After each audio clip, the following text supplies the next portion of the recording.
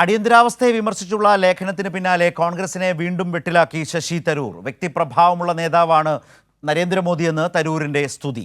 കോൺഗ്രസിന്റെ നയങ്ങളിൽ നിന്നും രാജ്യം ശക്തമായ ദേശീയതയിലേക്ക് മാറിയെന്നും ശശി തരൂർ പറഞ്ഞു. ലണ്ടനിലെ ജിൻഡൽ ഗ്ലോബൽ സർവകലാശാലയിലാണ് തരൂരിന്റെ Modi പ്രകീർത്തനം.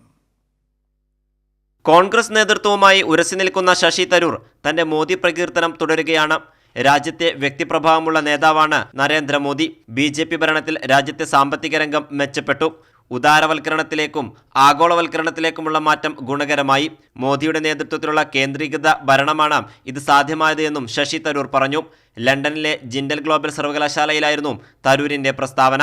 And of course, a sharp rightward swing in our politics, from the centrism, even left of center politics of the Congress Party, to the far more muscular nationalism of the BJP, which places a premium on charismatic leadership and heavily centralized governance.